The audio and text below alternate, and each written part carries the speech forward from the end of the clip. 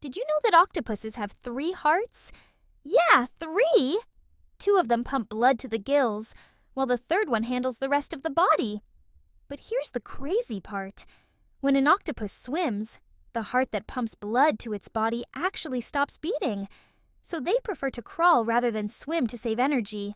These guys are basically the multitaskers of the ocean. 3 hearts, 8 arms, and 1 awesome creature. Talk about an overachiever!